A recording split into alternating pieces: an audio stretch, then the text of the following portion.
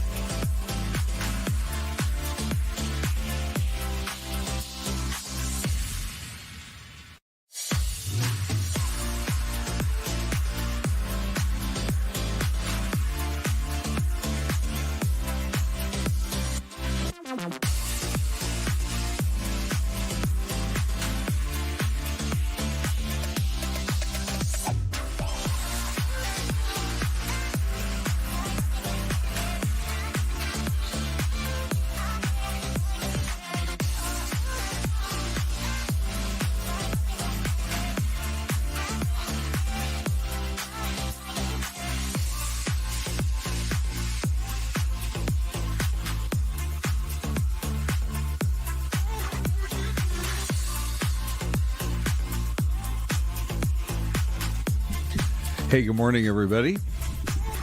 We are 2 minutes away from Fox 10 Talks. Got a lot of folks watching this morning on YouTube, so just wanted to say hi. By the way, we have a lot of action going on our poll question this morning. Let me see if I can pop it up for you right now. Do you have an opinion about this on our poll question? Oh, it's not quite ready yet. Oh, there you go.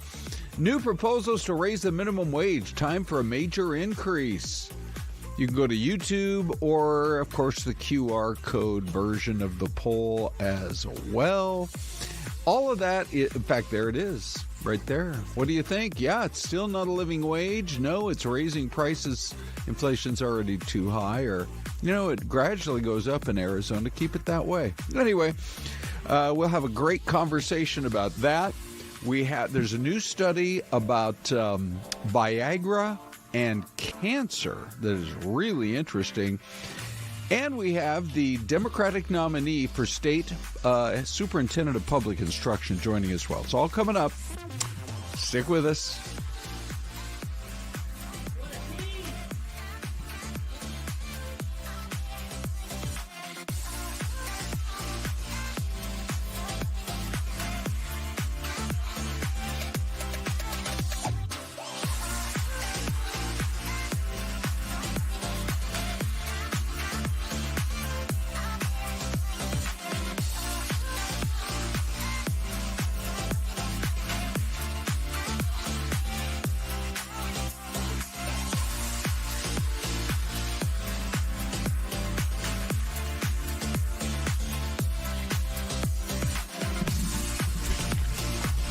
Well, let me tell you, I like how Ty times it out and says, hey, that's coming up in 5 seconds. He's right. This is Fox 10 Talks, and this story this morning, I think, sure has a lot of people kind of wondering and maybe even guessing what might have possibly become of an entire family missing here. You've got mother, father, and son, and obviously there's a lot of concern when it comes to folks in that neighborhood as they try to piece together what might have happened, because as of right now, nobody really seems to have the answers there. Also coming up today on FTT, Celeste, there's a new study about Viagra and cancer. Now, can you behave yourself through an entire segment? Are we talking about Viagra helping with the cancer diagnosis? and helping No. to fight it off? No. Because that could get interesting. Yeah, good. All right, Doug, give me some of that. Anyway, also how to surf the wave through middle age. Oh. It's different for men and women. So is. we got an expert to talk about that. And then Dr. Terry Ruiz, the Democratic nominee for Superintendent of Public Instruction, joins us. I'm going to pop the poll question up, Celeste, because we never got a chance really to talk about it much earlier. But here you go. There are some new proposals out there to raise the minimum wage. In fact, in California, they're talking about a $30 minimum wage. Yeah, there's the QR code. Numbers moving around. What do you think? Time for an increase. 5% say, yeah, still not a livable wage. 24% say, no, it's raising prices. Already inflation is too high. And then your third option is it rises gradually now in Arizona. Just kind of keep it that way. Okay, so Celeste, have been, hold on here. Do I need to slide? No? I'll just stay where I am. Okay. Yeah. Okay. Ron? Yeah. Is that the shot? Am I too close to Yeah, Ron? no, it's good. You know, we have headroom up here. We have this is we're just Side exploring room. that This part is called of the set. side room. Anyway, all right. So big story this morning is what's going out in this. Oh my goodness. Let's see. This is Litchfield Park. It's a suburb of Phoenix. For those of you who are not here in the metro area and you're watching around the world on YouTube or Samsung TV, et cetera, Roku, or the Fox Local app, it's a beautiful community. Very nice area. It really is. Litchfield Park is, you have the Wigwam Resort nearby. It's kind of a quiet, it's not too far from Luke Air Force Base. You have some older homes, but newer ones too. And the older homes are really have lots of land. Yeah, you know, right. kind of like almost some of them have horse property. So, Boy, and does that seem unusual anymore? The way they're building houses now, they are cramming them in. They are. Some of these neighborhoods. Yeah, like sardines. And so we don't really, we do not report on a lot of crime in that area. And here's this quiet, kind of green, leafy neighborhood out there a few miles west of downtown Phoenix. And this family now has disappeared. They are hoping the public can help. So here's what we're going to do. First, we're going to share with you part of Annalisa's report from this morning. And then we're going to actually go back in time. Nicole was on this story yesterday. She put a great report together. So here we go. Yeah, there's a lot of questions this morning as investigators stay on scene, try to figure out what happened. We were able to talk with some neighbors off camera who tell us, aside from a drug-related SWAT situation a few years ago, that this is typically a quiet neighborhood. And we've seen many neighbors stopping by, taking pictures of this scene and also scratching their heads as to what happened. Investigators have been on this scene for hours this morning, searching to see what happened to the 3 family members who went missing from their Litchfield Park home. Avondale police say investigators suspect foul play in the disappearance of the husband, wife, and the adult son. A family member had called police to ask for a welfare check, and a family also helped officers make entry into the home. That was on Tuesday afternoon. We're told no one was inside, but evidence was found that pointed to something went wrong. Fox 10 spoke with a neighbor who says he did hear yelling coming from the area of the home Tuesday morning, and now investigators are asking neighbors to check their home security cameras. We don't believe there is an active threat. We do believe that this is an isolated incident that occurred within the residents in that community. We're looking for any evidence that's available to us. And in fact, if a neighbor in the area notices something on their Ring camera or something peculiar that they've noticed over the past few days, please give us a call.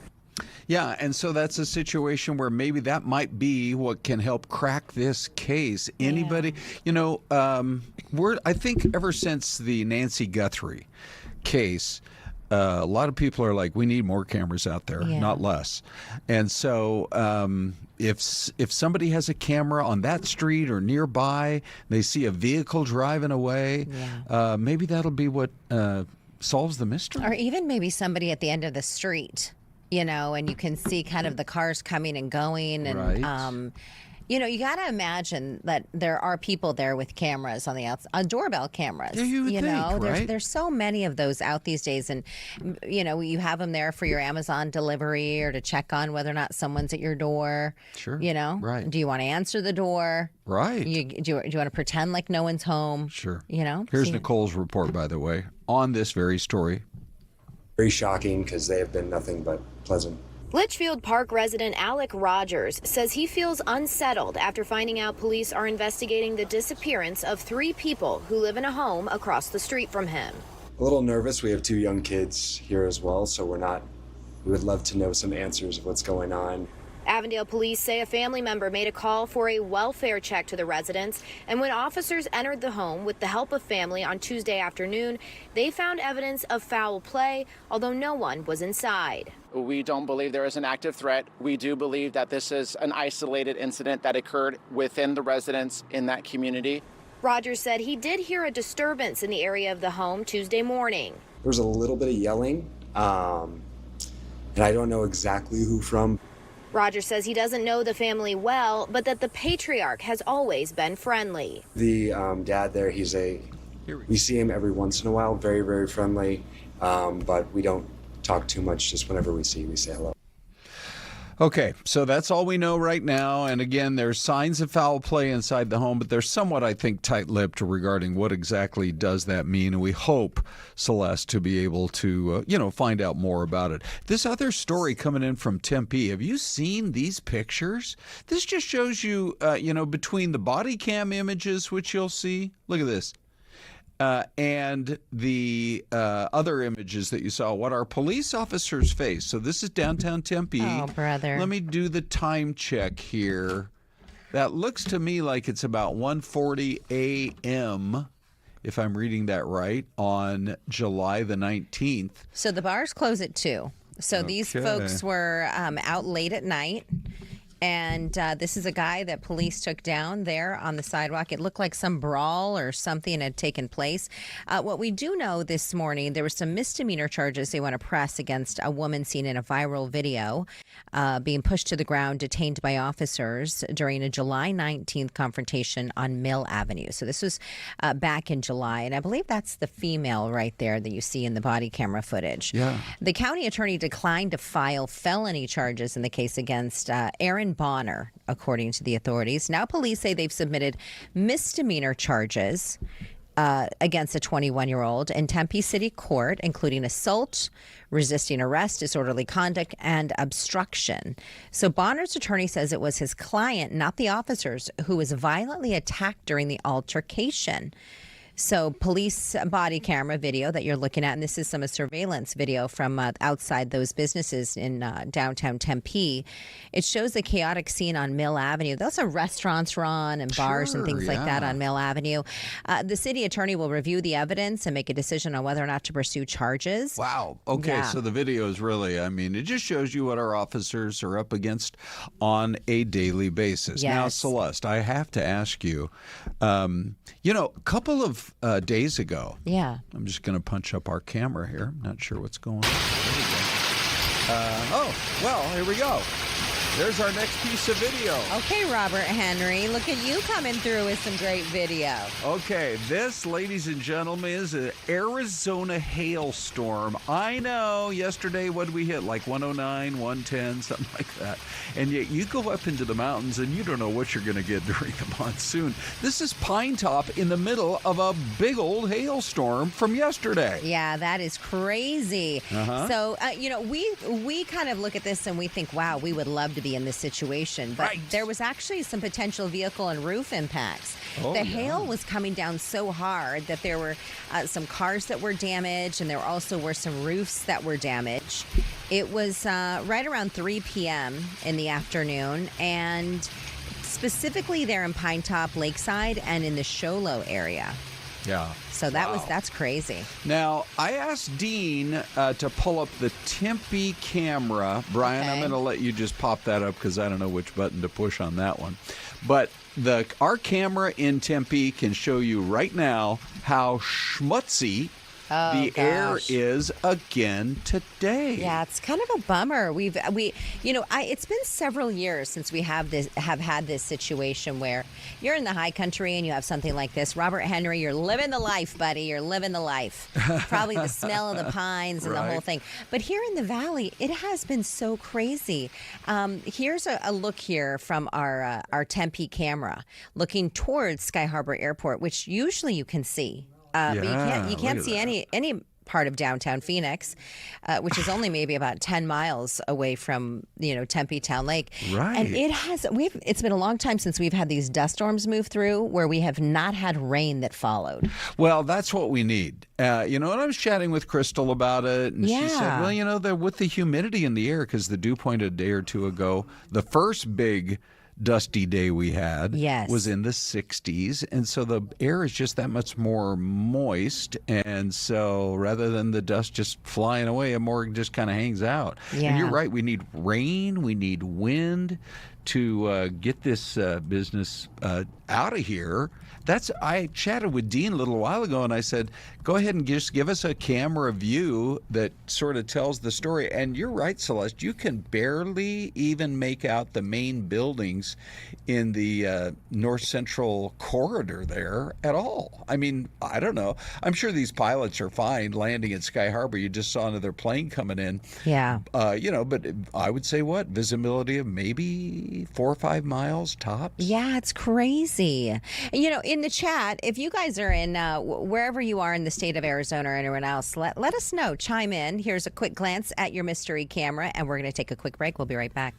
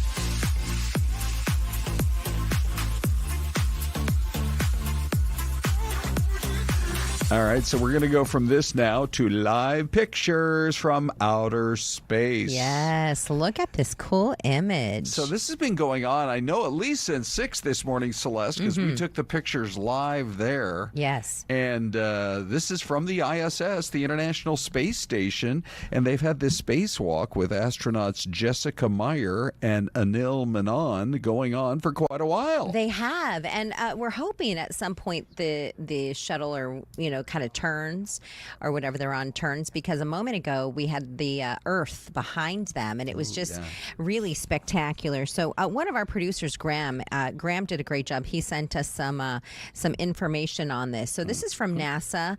The arrays will provide additional power. This is what they're working on here up in space to support critical station operations on the ISS, including its safe and controlled deorbit.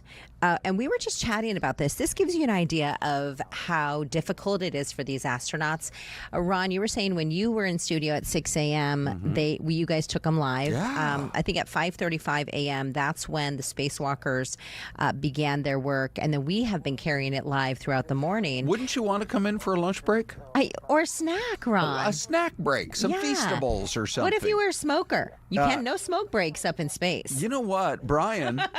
I think I can hear the chatter going on in the background. You want to ride it a little bit? We'll bring the volume up. We can listen for a sec, hear what they're actually saying. And Jessica, you might be working on this, but before we lost the Hecka view, we saw some blousing on the MLI around the collar bolts. So if you're able to, we'd like you to squish that down. Oh. Exactly what I'm working on right now. Excellent. You know, we have all these scientists at NASA, and they're using language like, could you just squish that down a little bit? They're very smart individuals, Ron. It's a highly technical job. It sure is. Oh, and there it goes to blue. But what we do know is that they're going to be there for quite some time. Interesting, too, that image has been going back and forth from the control room. Sure. Where you heard that woman's voice giving the directions. Yeah. And then Really the cool. astronauts working in space. So very cool. Hey, all right. So we now know what's going to happen with all those salad and goes. They're going to turn into, here's the part I don't know for sure, Celeste. Yes. They're going to, Dutch Bros is going to take them over. They got 51 locations. Yes. And so this is great because I don't think a lot of us, realize that within a day or two, these are prime intersections Salad and Go managed to secure for itself. So get ready for Dutch Bros. The thing is, the company is going to do, basically, it's going to be coffee, but it's also going to be food. Oh, so Dutch Bros is expanding. Kind of getting into that part of it. I think if they, for example, were to keep the salad concept going, because people, maybe you want a salad in the morning. Maybe you want a coffee in the afternoon. Who knows? Who knows? Yeah. But there is a couple of locations where you have a Dutch Bros and a Salad and Go within, let's just say 20 feet. Oh, really? And there's one by PV Mall, by Paradise Okay. Valley Mall, and you have both of them there right next to one another. But I think yesterday I picked my daughter up, and she had physical therapy. And I took her in, and she's like, everybody's talking about how Dutch Bros is taking over Salad and Go.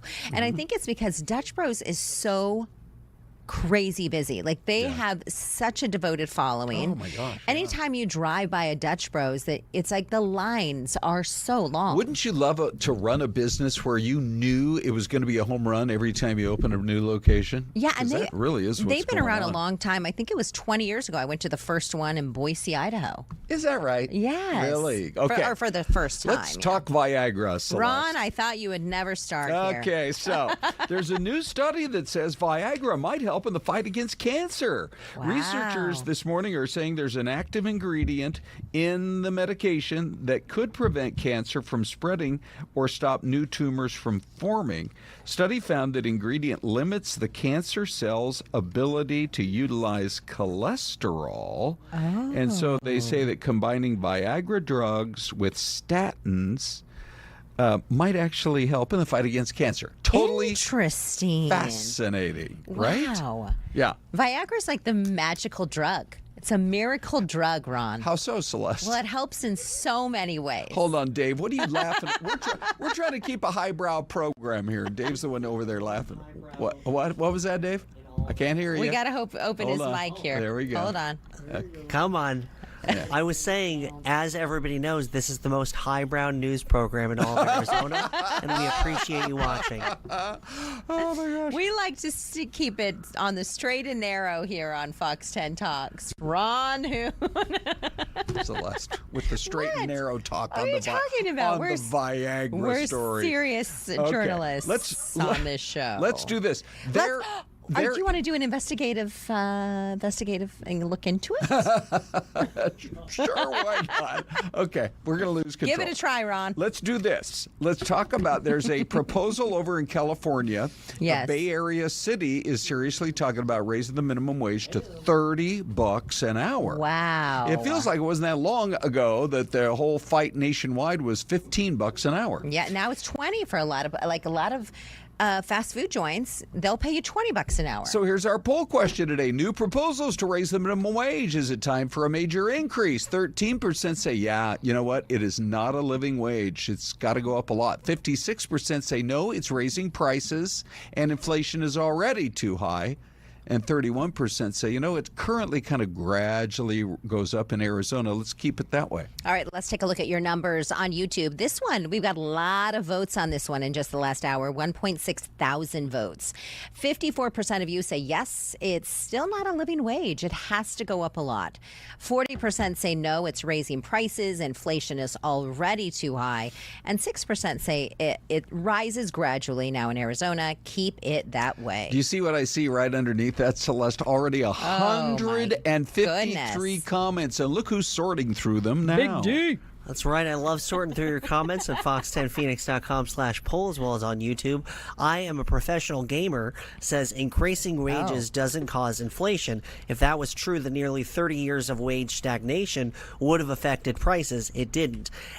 Lif says the base wage is always the base wage. You can set it to whatever you want. Prices will always increase or decrease to correspond with it. Timothy Canty, 9384, says raising income will increase tax revenue and prices across the board. If we lowered the income tax, that would do much more for affordability when you aren't giving 22+ percent of your money to the government. And finally, Edward Gray says this minimum wage is for high school students or first-time jobs. Fast food is a starter with big turnover. What it does is give a young person acclimated to making money, learning how it works, provides resume, history, and character. Really interesting comments. Keep them up, guys. Very thoughtful today. Hey, Dave, before you go, because, you know, he's our big executive here on this. He's got meetings. He's got stuff he's got to do. Very busy man. Let me just ask you, Dave, I want to ask Celeste, too, because it was on this day in 1997 that they were just finishing setting up for a big name in music who on the following day was going to be putting on the biggest free concert ever held in New York Central Park. Free concert. Here is your question. Was that, you ready for this, Dave? Okay, here you go. Look at that. Brian's giving me hints. Okay. Oh, that's not fair. You're phoning a friend. We have to disqualify Brian because I've never worked with anybody who's more knowledgeable about music. You get Brian, I'll get Graham. Graham, do you know anything about music? Whatever he told you, just try to erase that from your memory bank. Was it Paul McCartney? Garth Brooks, Beyonce, or the Rolling Stones? Oh, free concert. What do you think, Celeste? Graham, what do you think, buddy? No clue. No clue. Okay, so Graham I'm with the going to no go with clue. Rolling Stones. Okay, I got a Rolling Stones. Big D, do you want to give us what was Big your D. guess before Brian revealed the answer? Brian never told me anything. This is straight off the dome, guys. Okay. Straight off the dome. I'm going to go with Garth Brooks, legendary country musician. I love Garth Here comes Brooks. your answer, ladies and gentlemen. It was on this day, Celeste. Oh, Garth Brooks. That, by the way, this is how much study work we have to do. Yeah, we got a gnat. We have a flying gnat around in the here. studio. Ron, if I smack you in the face, Ron, I'm sorry. I don't know why he's here now. He used to be in the He's a fan newsroom. of the Now show. he's come to the podcast room. He's a fan of the Okay, show. on this day in 1997, it was Garth Brooks, you guys. Oh. Police at first said they thought it was like 250,000, but the New York Fire Department, which is considered the official estimate, said it was 800 to 900,000 people. Holy cannoli. And, you know, I do remember going to when Garth was huge back in the 90s. Sorry, he came Dave. to town. At the time, it was called the America West Arena. It's changed names like 14 times It has. downtown. It has. It's where the Suns play.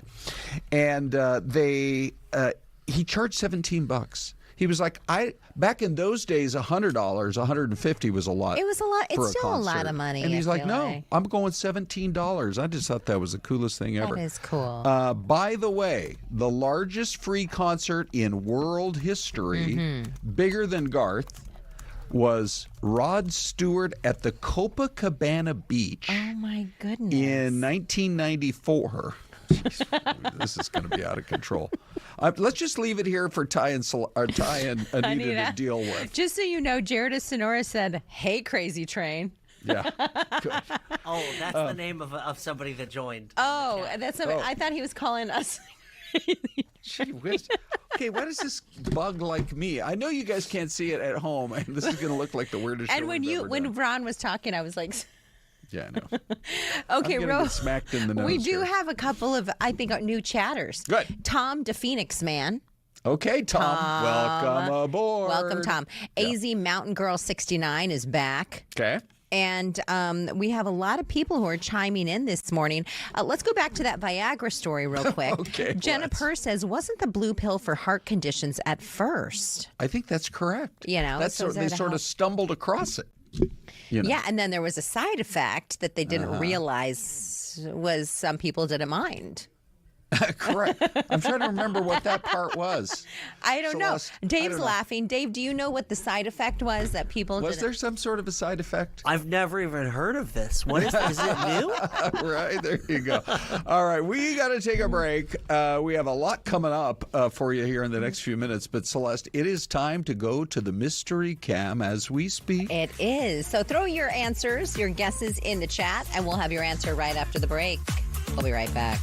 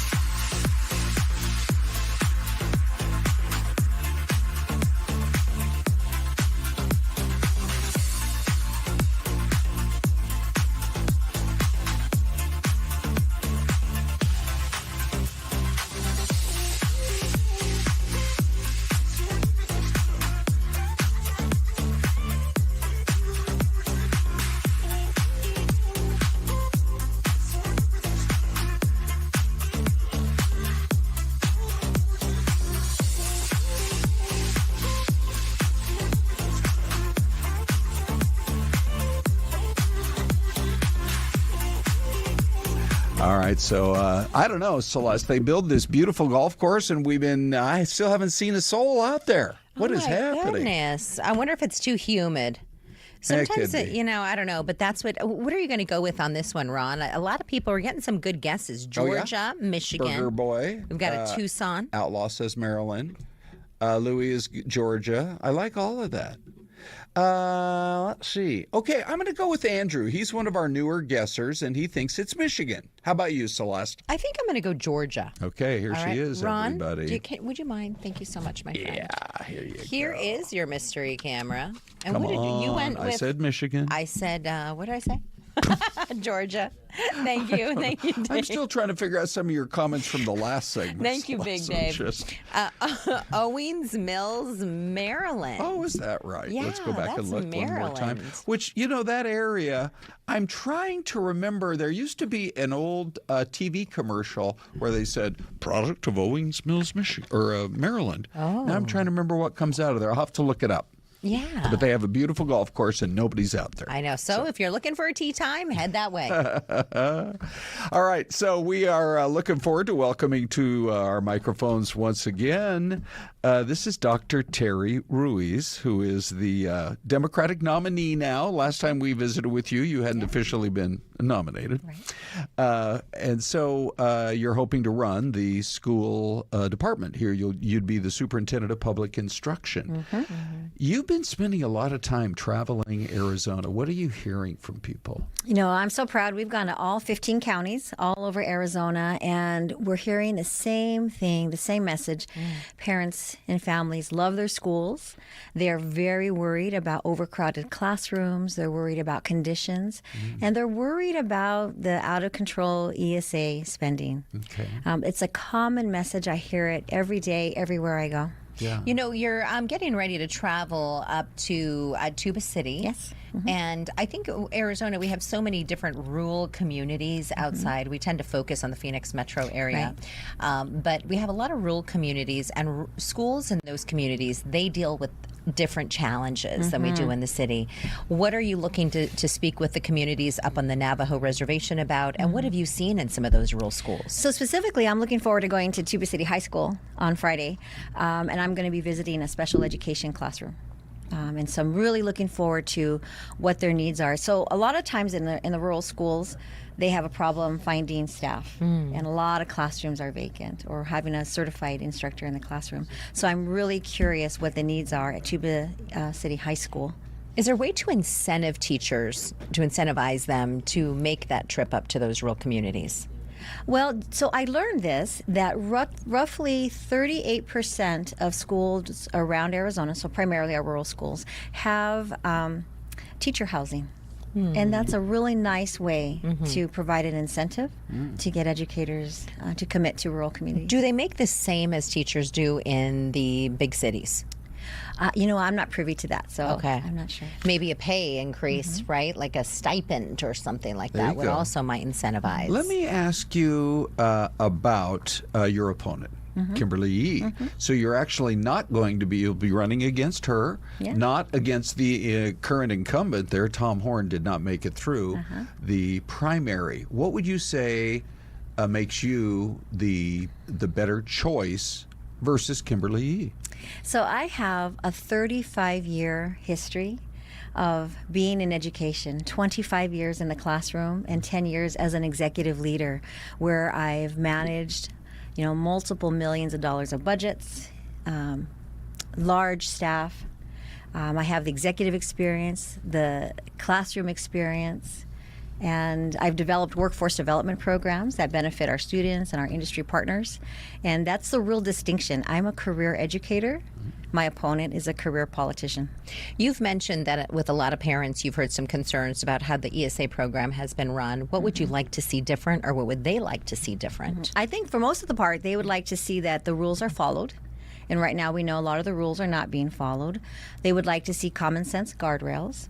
And one of the things that we see, we're all worried about affordability. We're all worried about putting gas in our cars and food on our table. And what we know right now, with the decision to automatically approve any voucher expense under $2,000, that has cost Arizonans over $650 million in 1 year's time. That's the equivalent of $200 per Arizona taxpayer. Give us your thoughts on this. We had an expert in from the Goldwater Institute, and what he shared was, as a part of ESA, the average student, if they go to a private school or use that voucher program, they receive about between $7,000 and $9,000. When at the public schools, the schools receive per pupil about $16,000. So there's still some of that money going to the public school system, even though that child is not attending that public school. Your thoughts on that? The schools are still getting money, even though that student isn't attending that school. Well, what we also know, though, is that, what is the number? 60, 70% of families who are using the ESAs were never in the public schools to begin with. And so they were already made that decision to attend a private school. So I think that that's significant. It is actually then an additional cost to the state because that student was never in a public school. Now, it's not like you're anti-school choice, right? I mean, it's been here. It's not like you want to shut that down. That's been a part of Arizona life for our students for a long time. So how would you describe your overall attitude toward it? So we've always had, you're right, Arizona has always had school choice. We've always had that opportunity. The difference now is that public dollars are being used for these private decisions. Anytime you use a public dollar, there should be public accountability. That doesn't seem to exist under the current system of the ESA vouchers.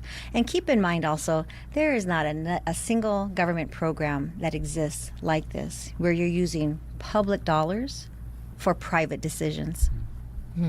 So in general, you would like to see the rules, basically not new rules, but tighten up the enforcement of the rules and make sure there's true oversight. Right. Is that a good way to put it? Absolutely. And I built my entire career on being accountable, being responsible with taxpayer resources, and that's something I would continue as a superintendent of public instruction. One of the arguments we heard more in favor of the current status of ESA was that if you there's a proposal out there to limit it, cap it at a certain income level. I think it's 150. And the example was given of a firefighter and a teacher could be bumping up against that if they're both making in the $70,000 range, $70,000, $80,000. Which is that would be like an average American salary, you know. So do you favor a cap on an income cap, or how would you respond to that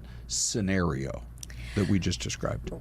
Well, first of all, I would say that what we're seeing and the reason why this has gotten the attention it has is that for 50 years, Arizona has not prioritized funding and investing in public education. And that's why we're seeing the low teacher, the high teacher vacancy rates, our revolving door substitutes, low academic progress for our students. These are all symptoms of a system that has not been supported for 50 years. And so the question about an income cap, well, to me, I'd rather focus on let's help our students succeed. Let's invest in our public schools. Let's help our students achieve academic performance and success. And so you always hear people talk about, when I get into office on day one, I'm going to do this. I know you're not running against Tom Horn, but what of beyond ESA? What of some of the other of his policies would you change, if not on day one, pretty quickly? Well, immediately we would take down the tattletale line, the teacher snitch line. That is an absurd waste of taxpayer resources, and it really creates a chilling effect among our teachers across the state. And I talk to teachers everywhere, and there's no need for that. It's used more of a prank call. The other thing we would do related to ESAs is implement an automated system and stop the automatic approval of any voucher expense under $2,000, again, being a good steward of public resources. We would create an Office of Rural and Small Schools. That's very important. As I travel the state and talk to communities in rural Arizona, this is an opportunity to give those communities and the schools a voice and a seat at the table. Very important. Is there a way to pull more funding into like the bucket of money that you would have to spend on the education system in Arizona? Where does the money come from, and is there a way for that bucket to grow? Yeah. So that's part of the problem with the ESAs that we have right now. The way the law is written, there are over $350 million being stockpiled right now. we could take that money, if it's available, we could reuse it and allocate it to our schools. We could give every teacher in Arizona a $5,000 raise. We could put a literacy coach in every single school in Arizona. The money is there. We're just not putting it and investing it in a way that's going to benefit our public schools. Ignoring that part of the funding, though, let's say, because Arizona has always been a leader in charter schools and in school voucher programs, I think, across the country, for the very reason that you mentioned. Our schools just haven't been as great as we wanted them to be. And so I think whoever was in power, they introduced the idea of school choice, and we've kind of been a leader around the nation. Ignoring that money, though, is there a way that we can pull in more money to schools? Are you talking about bonds or taxes or to grow that bucket so that maybe we can give more to teacher salaries, and maybe not as much to administrators? So a couple of things. Number one, the state legislature controls the budget and the allocations, and so that's not something a superintendent can do. Yeah. And the myth that there's all this money going towards administration is exactly that. It's a myth. We know on average 10 to 11% of school districts' budgets go towards administration. Now, it's slightly higher in rural communities. Yeah. But it's also higher among our charter schools. And in our private schools, we absolutely have no idea. So it is a myth that large percentages of the budget are going towards administration. Not true. So we'd have to look at state leaders to grow that money. Absolutely. Yeah. Okay. Well, if people want to read more about you, I suppose you have a website. We do. It's Dr. Ruiz for Arizona. DRRUIZ, Arizona. Thank you so much for your time. Yeah, we appreciate it. Thank you so much. Break time, and then we're going to be back with how to cruise. No, it's how to surf through middle age burnout. We're surfing, Ron. And come out on the other side. Thank you so much. Thank you. Yeah. Appreciate the opportunity.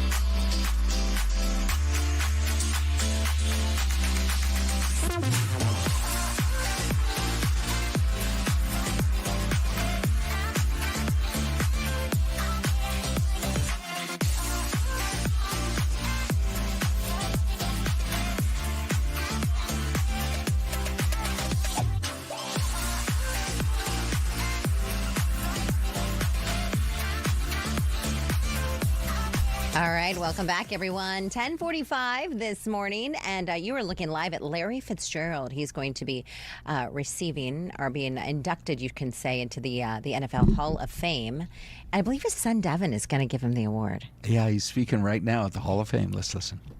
Again, congratulations. Thanks, Josh. You've referenced the Super Bowl a couple times so far today. How much does it eat at you? Still, all these years later, when you look back on it, kind of what still stands out? And lastly, do you think you should have won the MVP?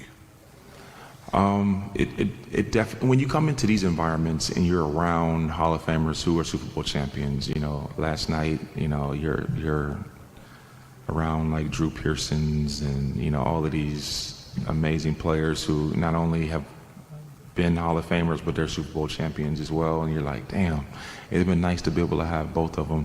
And so I think when I'm in these environments, I wouldn't say like when I'm walking around or I'm with my kids at dinner that I'm thinking about it.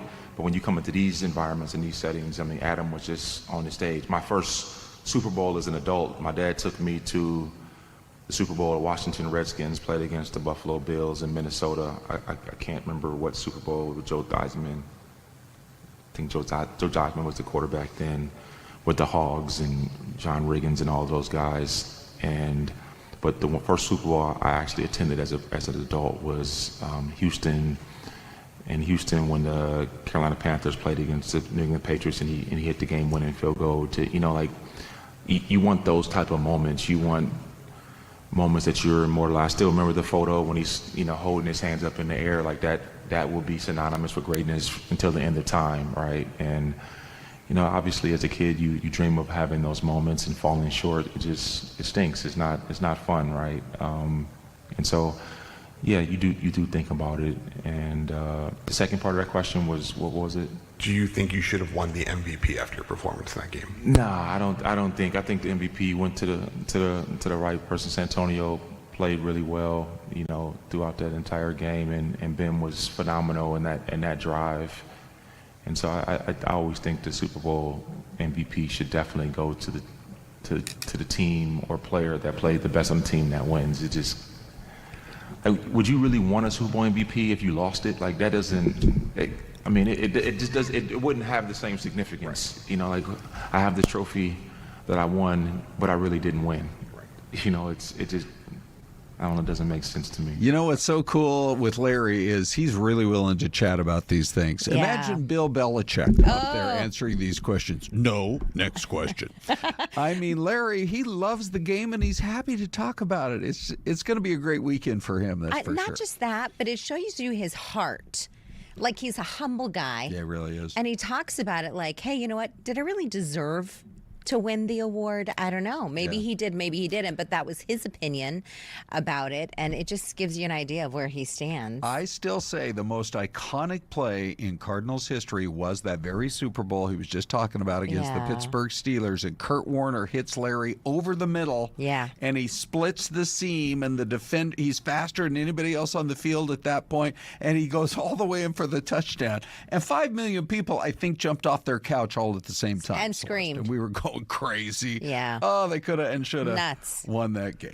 All right, so we are going to switch gears here. We've been looking forward to this next interview because I just there's a topic, Celeste, that I think a lot of people either have experienced, maybe going through, maybe knowing it's on the horizon, which is middle age. Yeah, we want to know how to ride the wave of middle age, David Phillips. Yeah, and get through it to the other side, friend. So how do we do that?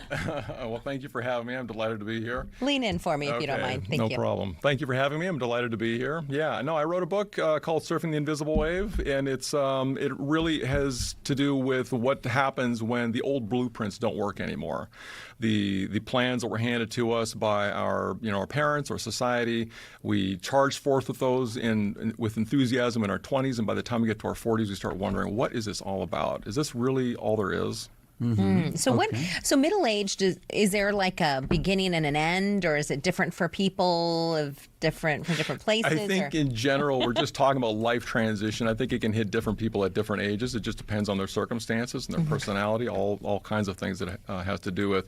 But it's just that sense that life isn't what I thought it was going to be when I was younger, and now what do I do? Yeah. And I have now, in middle age, now you have all these responsibilities. You have kids you're raising and parents that are aging out, and you're maybe taking care of them. Some people are hitting the empty nest, and now what? And there are career transitions. All kinds of things are forcing us into position Yeah, your transition. metabolism drops. Yeah, give us some practical tips. Give us a couple, at least 2 or 3 practical tips then for how you get over that particular hump in life. I think one of the things that is important is to reframe middle age, and especially like the typical midlife crisis, as an invitation and not as a problem. If you can view it as an invitation and just allow yourself to go along with what is being presented to you, and maybe explore some new options without necessarily being afraid to consider that things may not, the old plan may not go the way I thought it was going to go. So you mean like trying out new hobbies, or going on vacation, or buying a new car? Lots of people buy new cars, like fast, new, fancy cars. I think some of those are to anesthetize or to numb ourselves against the reality that we're feeling, trying to make ourselves feel better. There are people that are trying to find a bigger thrill to make their life more meaningful. Okay. And what I do in the book is I talk about how to flip that in reverse to make your life more meaningful, so that you can actually experience passion again in your life as an after effect instead of the thing you're chasing. I love that. As you go around and you're a prominent coach that helps people through all of this, and you make a lot of different appearances. Can you think back to 1 or 2 stories you've heard over the years of people who've done the very thing you're talking about? Well, one person reached out to me years ago, and he was from the UK. I didn't even offer coaching on this particular subject at the time, but he just wanted to have a conversation about what he was going through in his life. He was a punk rock musician by night, and by day he was a packaging engineer. And so he was the one designing the cardboard cutouts that go in the box that hold your TV in place when you buy it from Costco. Oh, wow, okay. And he was just completely fed up with that line of work, because he's just like, I'm designing things that are literally supposed to be thrown away. Yeah. Like, So what am I doing with my life? So we just had a conversation, and I asked questions, I listened, and I don't actually know what happened to him. We fell out of touch, but he certainly felt better when the conversation was over. I hope that he started to pursue his arts with a little more fervor, or maybe more dedication. But there are all kinds of people in situations like that who are considering, like, what do I do now to make my life more meaningful? So what do we do? Like, how do we explore that part of midlife? How do we find what our new passion is, or maybe our hobbies have changed, or something like that? Yeah, a lot of times it can start with an assessment. I like the Strengths Finder assessment. Sometimes people are pursuing lines of work or hobbies or relationships that are not aligned with who they actually are, and that can lead to burnout. So if you can start to reassess, like, who are you at this time, and also taking into account that we change as we age. That's true. So our strengths change as we get older. One of the stories that I have shared with people over and over, I got a call one day from a friend of mine who was 60 years old, and he was going through, that would be a later stage midlife crisis. I guess you could say. He had just recently been divorced. And he was in the financial world and pretty successful at it. But he said, I've always been intrigued by your business. Oh, wait, I remember. He came remember? into the station. Yes, yeah. And so when I took that phone call, I thought, some people would say, look, buddy, you're competing against 22-year-old college graduates and you're 60. Good luck. But I did try to encourage him, and he did do the full career switch. Yeah, and he the next thing brought you know, something new and different. Yes. 6 months later, he's working in the tiniest TV market in America, and he couldn't be happier. Yeah. At 60 years old in Eureka, California. Yeah. So really, I guess my point is, it's never too late. Exactly. Never. Yeah.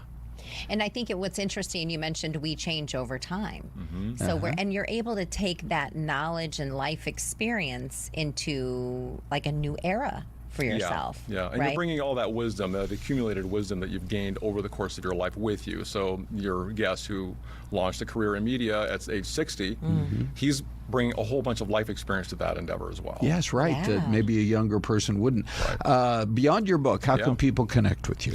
They can find me at the website. The website is invisiblewave.surf. Okay. There are resources available at the website to support people on their journey. They can find where to buy the book there as well. And I'm also throwing a launch party. The book was just released this week, and I'm throwing a launch party this evening at 6 p.m. at Garage East in Gilbert. So if you're in the East Valley, feel free to drop in. Okay. Oh, maybe you're in midlife and you go out there and you find somebody else in midlife. And next thing you know, you're having a midlife marriage. Good. You now, never know. That's the next segment. We'll bring you back to talk romance. Yes, a how that midlife can maybe marriage. help. You never know. All right. Thanks so much. Thank you. Thank you, David. Great info, David. Yeah. Appreciate it. Okay. Hey, one other, or actually two more stories, Celeste, if we can squeeze them both in. What's this out of France? Did you hear about this? They are going to institute a ban on telemarketing. Thank you. Can you believe it? Now, I do think, I don't know about you, but almost on a daily basis, either I or my wife Renee will get either a text. Yeah. They're so clever now.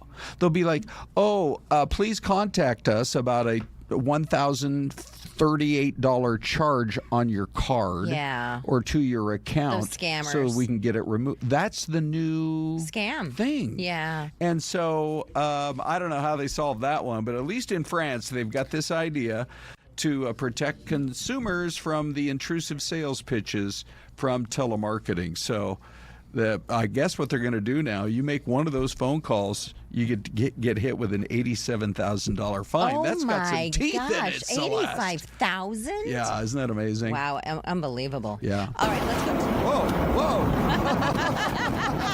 Oh, look at this. You know what this is? Oh, my gosh, Ron. This is that tornado they had in Wisconsin the other day. And this is from the dash cam of a deputy who just hunkers down in his patrol vehicle while the tornado is passing by. What are you going to do? Oh, my goodness. He hunkers down. He Isn't that does. amazing? So apparently no injuries were reported. That's the good news. Yeah. And here's a quick comment. Thank you to everybody in the chat for joining us, by the way, on Fox 10 Talks today. One Way Street says, I am moving to France. Good. So Unique Jules, Patrick Perry, Burger Boy, many of you have joined on. Arizona Blondie, Crazy Crew. Thank you all for joining us, and we hope you have a great day. Anita and Ty are next.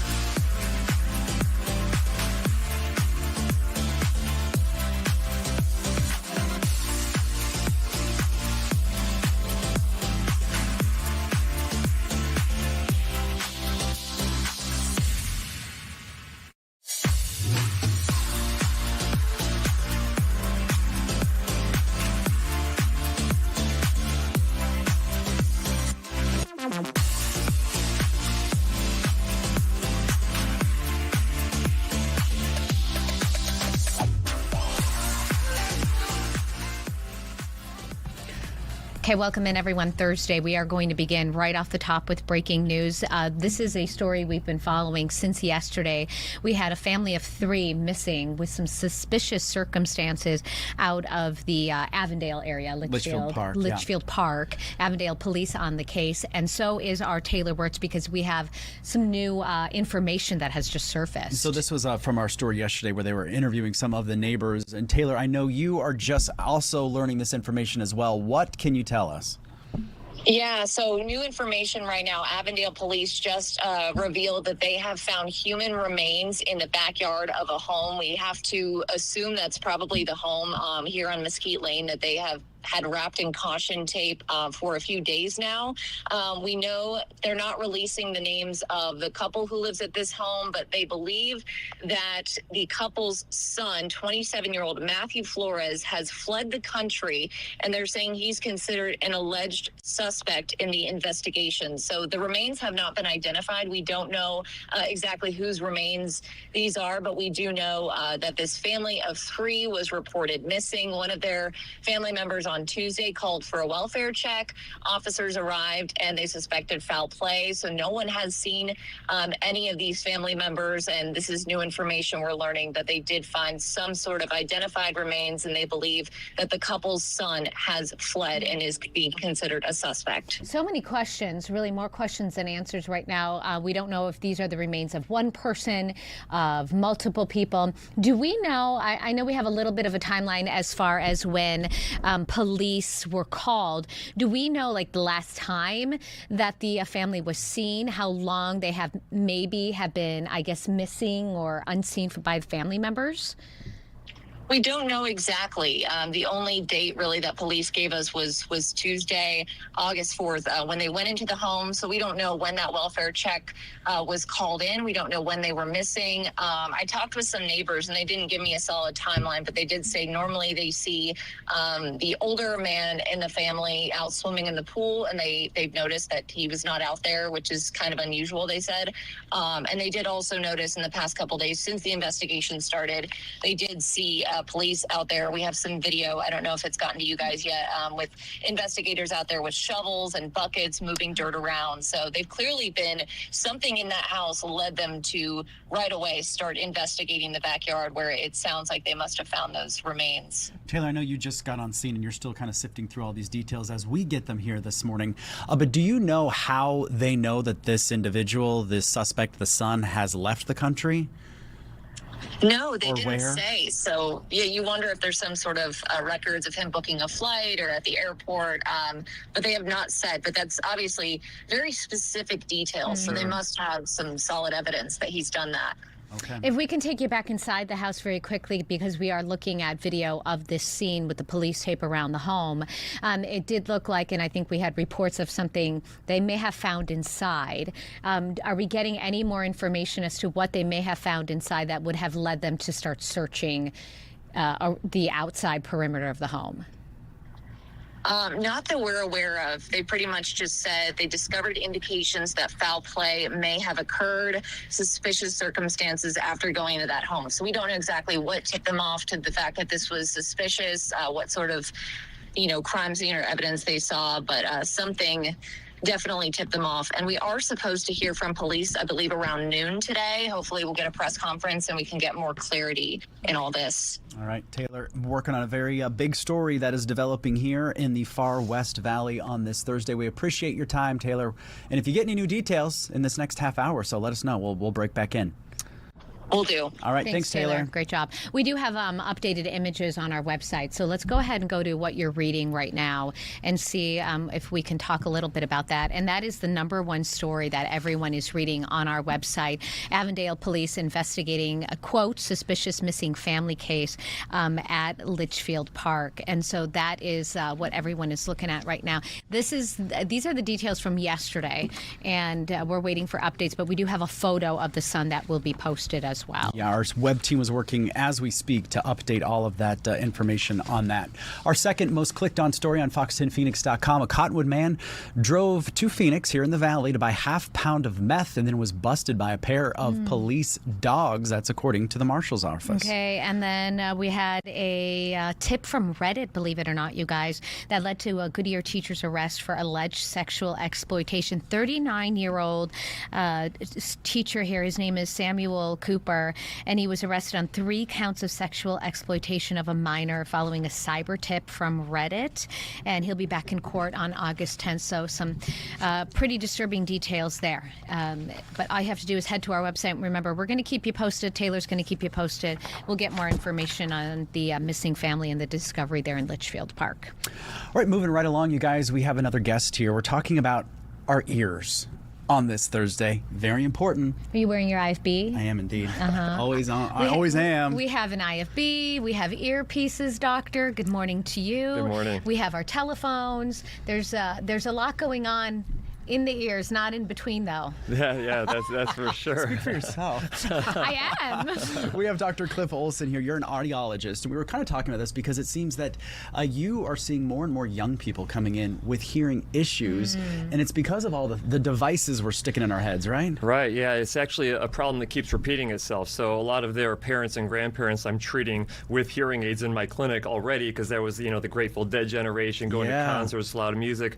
The problem now that we have is that all these, wireless devices, earbuds, headphones, loud stereo systems in cars is causing a lot of damage earlier in life for these kids. And it's becoming a problem to the point where now they're having to seek treatment for that earlier and earlier. What kind of problems? Yeah, so essentially when you expose yourself to too much noise, it can damage these tiny little hair cell structures inside of your ear. And once you damage them, they do not grow back. And it's cumulative. So if you end up going to a series of concerts and festivals, you're listening to your AirPods day in, day out, you're causing this buildup of damage. And once those are gone, like I said, you can't really bring those back. And that's when you would need a device, right? Yeah, like that's right. Like hearing aids are typically the best and only treatment option for noise exposure-related hearing loss. And so we essentially replace the function of those outer hair cells by re-stimulating with enough amplification in the frequency ranges that the damage occurs. So I guess how often should we be using these devices or not using these devices? Yeah, so I think it's safe to use these different products. Like, we have AirPods. I wear AirPods a lot. And actually they have a hearing protection function built into them as well. I was at Talking Stick Amphitheater here a week ago at a live concert, and I was wearing these to start, but it actually provided a little too much protection. So I ended up switching over to a pair of filtered earplugs. These are musicians' earplugs. And you can get these in custom, you can get them in generic, but essentially it softens the loudness of the music, but you still can hear all the nuances of it, so you're not really missing out. My husband was a musician, played the drums, and has tinnitus, right? Correct, and then subsequent, I guess, hearing loss because of it. But he'll take the leaf blower out, or if we're on the motorcycle or what have you, he's wearing those earplugs. That's now. perfect. That's perfect. That's really what you have to do, because I don't think it's realistic to just completely avoid things that you want to do or need to do, like leaf blowing around the house. But what you should be doing is either limiting the exposure to some degree or protecting against it. And it's very easy. It's the easiest type of hearing loss to protect against. You just basically put earplugs inside of your ears, whether they're generic plugs, custom fitted plugs, what have you, and then you just reduce the exposure. Because like I said, this builds up over time, and you'd be surprised. If you go to run the leaf blower, you're probably running around 90 to 100 decibels with that leaf blower. Depending on what scale you look at, you can expose yourself to that for anywhere between 5 and 10 minutes before you start risking a hearing loss. I know that I have the, can I just put this on mute? Oh, I didn't know it was. It's all right. Speaking of hearing things, her phone keeps going off. But I have the Apple Watch, and it will say hey, you're in a loud environment. I was going to ask you the other question. This might be a dumb question. We see the AirPods, you brought those, and then they have over the head earphones. Right. But those are more for masking sound, not for listening, right? So you can do both. Actually, those are shooter protection, so you can actually be streaming music, listening to music while still protecting your hearing while you're shooting or doing other loud activities. Well, I was going to ask you, is one I guess, Better? less harmful than the other, or is it just the amount of noise that's entering your ear? It has to do with two things. So you have the amount of time, so the duration of time that you're in the noise, and the intensity of the noise. So we just got done with 4th of July weekend, I guess a month ago now, but if you set off a firecracker too close to yourself, that is a very loud sound, but it's a very short duration. But you can cause instantaneous hearing loss when that happens. Alternatively, if you go and you run that leaf blower for 8 hours cleaning up the yard, hopefully it doesn't take them that long to do it. But they have a big house. Right? If you run that leaf blower for a very long period of time, it is not even as close to as loud as what a firecracker is, but you can still cause the same amount of damage if you run it too long. So we have a 13-year-old who loves to listen to music, watches Instagram, movies, talks to friends constantly. What are the rules now that mom and dad have to set and say, this is the limit, this is what we need you to do to protect your hearing 5-10 years from now? Right, so I don't care what type of phone they have. They could have Android, they could have an Apple phone, but you can usually see on there where the volume is set at, and it will even give you a warning once you start to exceed a certain level. So you really just need to educate the kids about this to make sure that they're aware of it, and then you just go and point at grandma and grandpa who have hearing aids inside of their ears, and if they don't want that to be the outcome for them because of noise exposure, then hopefully they'll heed the warning. I was going to ask you, when do you kind of, I guess, growing up, I mean, when do you start to notice, maybe start hearing issues? Yeah, so it can happen at any age. So I was diagnosed with a hearing loss. I was in Marine Corps boot camp, and they found a hearing loss on me in my right ear, coincidentally here. But so it can happen at any age, and that actually scared me at that point in time. So that's when I started to do protection. But the things that you would typically start to notice is that if you have trouble in background noise situations where you can hear all the restaurant noise, but you can't understand the people across from you, if you feel like people are mumbling and they never used to mumble before, that can be a problem. And just with the overall clarity perception of the things that you're hearing, if you start missing like the high frequency notes when you're listening to music, things of that nature. How do people get a hold of you? Well, they easily can go to appliedhearingaz.com, and that's my clinic that they can come see and get their hearing tested. I also have a really big YouTube channel, Dr. Cliff AUD, where I have thousands of videos about protecting your hearing, treating your hearing loss, dealing with tinnitus, and all of that. Yeah, okay, we're going to reach out. Yeah, we have well, a lot of issues in my household. Yeah, well, thank you. It was nice to meet you. Yeah, appreciate it. All right, real quick, we're going to play What Year Was It before we go to break on this Thursday, and here is your question. Dick Clark's American Bandstand begins airing nationally. I'm going to go early 50s, 51. 52. Okay. Put your answer in the chat. We'll see who's right.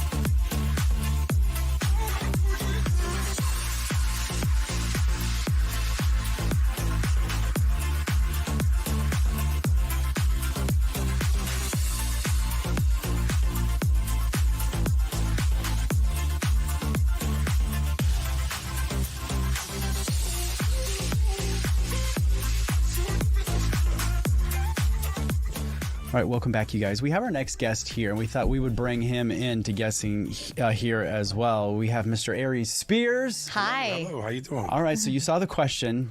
Yes. We have some guesses in the chat as well. Did that say 1894? 1894. I think that's a little too early. A little. 1962, 56, 57, 56. What's your guess?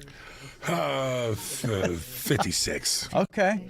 I guessed 52. You guessed 52. I guessed 51. Mm-hmm. All right, here's the answer. Dick Clark's American Bandstand, 1957. You're the closest, sir. You're the 50. Yeah. You said 56. There we go. You win the prize. What's the prize? We have no idea. A high five from Anita. We're still trying to get to the prize portion. This is brand new to us. Yeah. All right. But we're doing good. Welcome in. Thank you. All right, so you are here for a couple of shows at Stand Up Live. Yeah. First of all, I was giving you props because I was a huge fan of Mad TV back in the day. Oh, thank you. And you were on Mad TV. Yes. Talk about how you got that position on Mad TV. It's a kind of a long story, but long story short, after being in LA, Hollywood, for about a couple of years, I kind of was with Fox, but then I wasn't. But then by the time some other deals didn't pan out with some other networks, I eventually made my way back around to Fox, and the timing and the circumstances were just right. That's cool. So is this something that you're auditioning for? Is this something that because you had a little bit of a connection, it was a little bit of a different way to get on the show? That was a huge show. Yeah, initially it was an audition, and when they wanted me, I couldn't do it because I was tied into something else. But like I said, fate worked its way back around, and the timing was right, and they already knew who I was from the audition and were fans, so they just kind of put me on. Now, we were talking earlier in the break, and you said that you moved to LA when you were 17. So did you move there with hopes of kind of like making it big in Hollywood? What was the idea behind moving to LA? That exactly. You don't move into something like that unless you plan to make it. So I never planned on coming back home. Good for you. And living with my mother in New Jersey. So hi, Mom. Yeah, when I set out with one goal and one goal only, and fortunately, I've never had to look back. Good for you. Did you always know you were funny? Yeah. Yeah.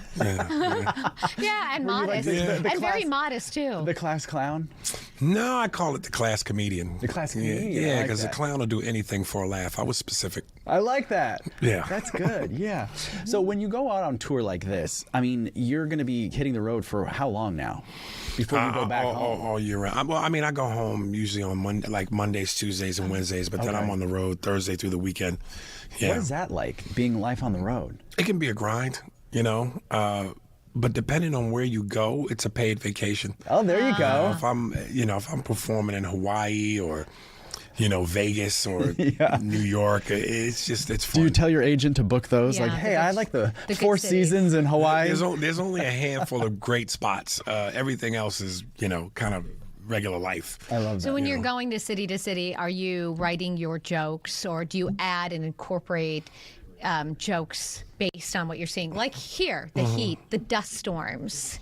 It's a little bit of everything. You always have your game plan, but then when you get to wherever you're going to and you see what the audience is, it's like in sports, you just take what the defense gives you. Are you making fun of the audience? Is this something, or are they able to participate? Yeah, a little bit. Yeah, they like that. They like the spontaneity of it. So, it's always fun when you can kind of leave your material and go out to the audience and play a little bit. Okay, I've got to just say that I had a really good friend. He did he wanted to do the stand-up comedian classes, and I went to his very first show. Yeah.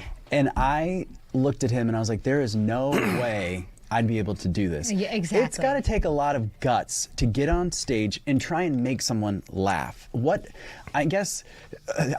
me through the thought process of I can do this. Do you still get nervous? Well, I think the first thing I would say is to anybody that wants to go to a comedy class, don't. It's a complete waste of money. You can't teach this. This is something you either are born with in terms of ability or you're not. You might be able to teach technique, but you can have all the technique in the world. If you don't have a funny bone in your body, it doesn't matter. It's not going to work. Yeah, so this is a natural God-given thing. But what I'm always in awe of is the fact that you remember all these jokes. I know you probably write them or work with people, but just remembering over an hour or 2 hours of a performance, and you have to deliver them a very specific way. It's easy once you know. Muscle memory once you get it. Yeah.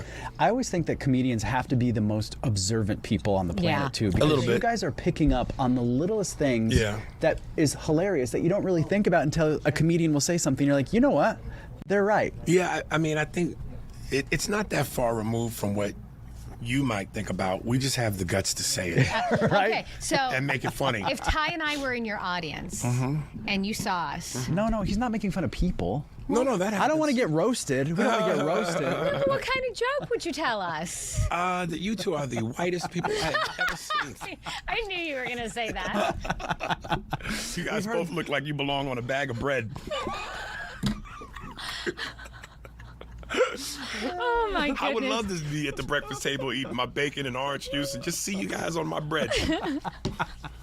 What kind of bread? Yeah, I was going to say sourdough. Pure white and wholesome. Just the one with the little red and blue dots. There you Wonder go. bread. Wonder bread. If Wonder bread were people, that's you guys. We got a little spice to us, right? Yeah, maybe. I like butter and jelly. Yeah, it's kind of spicy. Okay. Yeah. Maybe a little bit of avocado toast. Yeah, you got even whiter. Wait, but what if we add a little bit of like everything but the bagel seasoning? Put some hot sauce on it. Now you're some Nutella. And now you're in my neighborhood. Yeah. I was going to ask you, like, geographically, do you find different audiences react differently, or like, rowdier or more fun or more engaged, or does it depend? I'm partial to performing on the East Coast and the West Coast and certain spots in the Midwest, but I don't do the South. Okay. Oh. Yeah, because I like people that read. Anybody in the room from the South? Certain people in the South get thrown off by more than 2 syllables. Do you have a favorite city to perform in? Yeah, I'm very East Coast. I'm from New York, so I'm very anywhere on the Eastern Seaboard. Philly, New York, Boston, Jersey, Connecticut. I'm just such an East Coast guy. Do you do accents? Yeah, of course. Give us some. Yeah, what is your because Ty does them. No, Ty I does don't. that. Yeah, Everybody knows Tony Soprano. Oh. From New Jersey. Question for Shill at the Bada Bing. And the man I got with the gravy. That was good. That was really good. That was really good. Yeah. Good sausage and peppers with onions. My kids love it. Metal and agent. If you close your eyes, that is like. Wow, that's really impressive. Yeah. Okay, so. Do you just hear an actor or you hear a politician and you're like, I'm going to try it. And then it either works or it doesn't? Yeah, I mean, my mother was a jazz blues singer. She sang with she performed with the legendary Lionel Hampton. Wow. Back in the day. So I always say that doing impressions is like having an ear for music. Sure. Tonation, Yeah, true. pitch, and everybody's voice is a note. So Shaq is breathy and bassy. As long as I score 28 10, I'm gonna dominate. If you score 28 10, you're gonna dominate the debate. And of course, Tony Soprano with the ish. You gotta hit the ish. so if you hear those notes and you lock into those notes. That's great. Yeah. That's I awesome. Love it. Yeah. I love it. Going back to Mad TV, sorry to keep harping on this. No, but I was a He's fan. a big fan. Do you still keep in contact with any of your castmates from back then? Good question. A few of them, we might do a podcast together. Oh, really? And because Bobby Lee has a podcast, and at one point he had me, Deborah, and Mo as guests on his podcast. Oh, that's and, cool. And every now and then I'll talk to Will Sasso. So, it's kind of like when we see each other, Yeah. It's like time never Stopped. went by. Yeah. It's like you're I mean, you guys were into something. I mean, that's like a little family you guys had. So it must be nice to kind of see family again, right? Kind of reminisce. Yeah. Was there ever anything? I mean, Mad TV, I would say, is probably you can't really top that. But was there ever a goal? Sure you can. It's called Saturday Night Live. Well, I didn't want to say it. But you took the words out of my mouth. But is there a goal? Is there one thing that before you end your career you really want to do? Oh, look at these hard-hitting questions.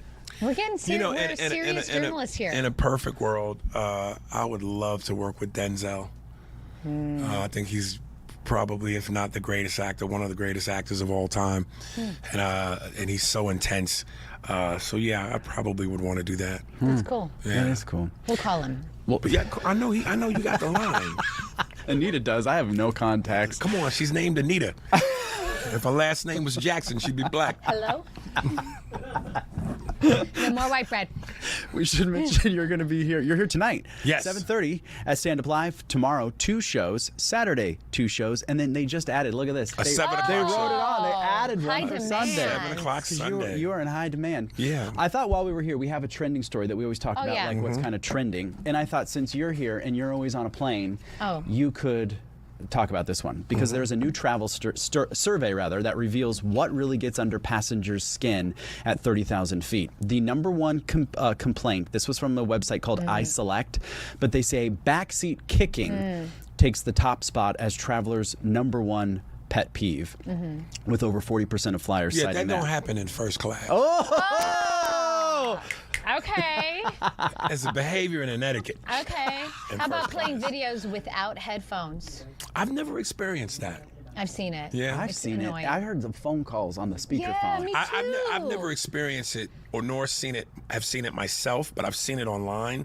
I got a thing with feet. That's the next like- one. That's the next Bare one. feet on neighboring armrests. Yeah. I haven't seen that. And I don't like when they're on the bulkhead and they put their feet up. Yeah, That's gross, yeah. right? Feet are for your home. Now, do you take your shoes off on a flight? I do, but socks stay on. Yeah. Yeah. If I'm doing a long flight, like Yeah. what, 5 hours or more, I put my compression socks on. How Right. white is that? No. Everybody needs compression I put my socks. compression socks on and I take Yeah. my shoes off. But the no headphones, I don't like that. No. Now I'm going to ask you a question. Well, it doesn't mean we'll answer. It might not, but do you have pretty feet? I have scars all over my feet from surgeries. Really? If you're into that kind of thing. Listen, I get pedicures twice a month, and I got to tell you, when I do, I am the Muhammad Ali of feet. Do you get different colors? We have to go or in 5, oh, 10 we gotta seconds. go. No colors, no. No. Just I'm sorry. Just keeping Okay. those things clean. Okay. Keeping those dogs ready Next to walk. time I'll go with you. Yeah, let's do it. Mr. Okay. Spears, it was a pleasure Thank seeing you. you. Thank you very much. Have a good day, everyone. Bye.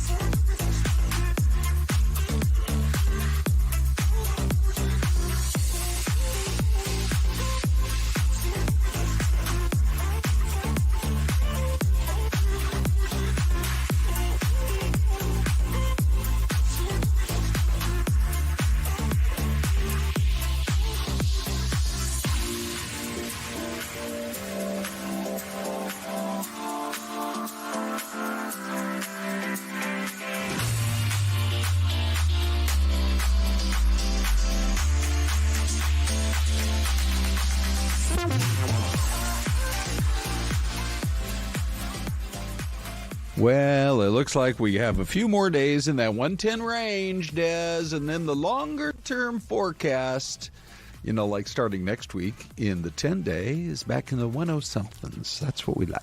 We'll take it. Yeah. 10 anything is better than 110. Yeah. Dean's camera today, look at that pretty little village. That is Lexington, Virginia.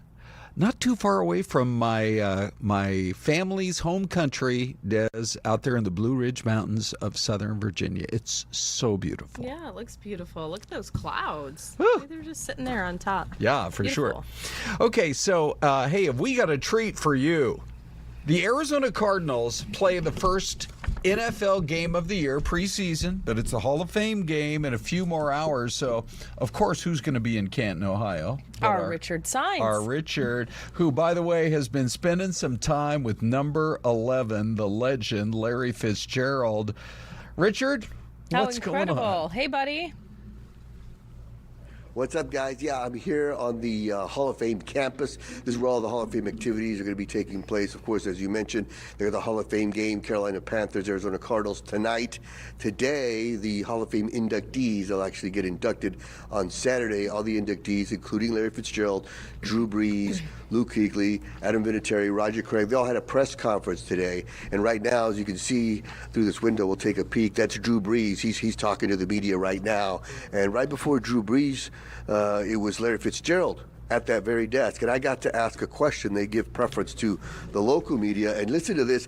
Larry wouldn't even let me get the question out before he started giving me a hard time in front of everyone. Listen to this. It's pretty funny stuff. All right, we'll roll that soundbite.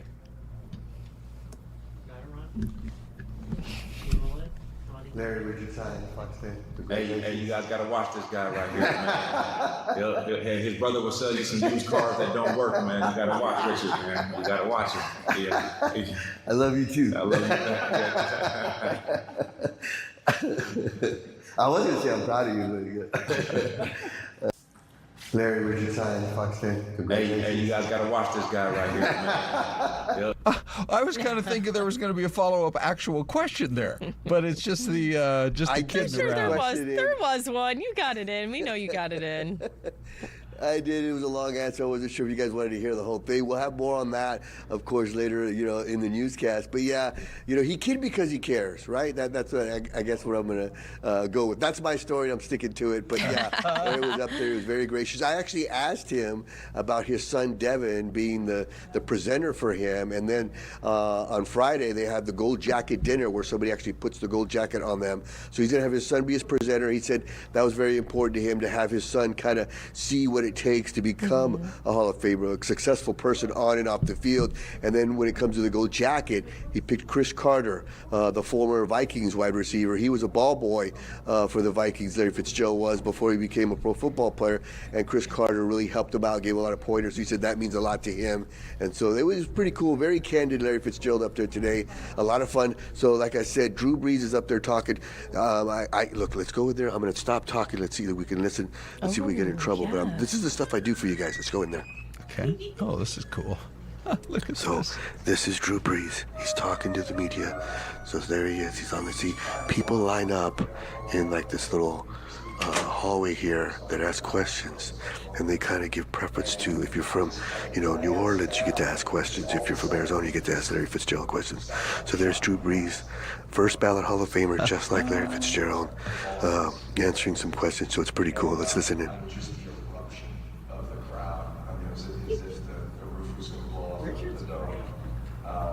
So that was pretty cool to hear. Sure. These guys, I mean, they're all so awesome. Right? Hey, Richard, have you been to the hall before? Have you been there before? To the hall? I had never been. Yeah. This is my first time to the hall, and it's been a bucket list item for me. So I'm like a kid in a candy store.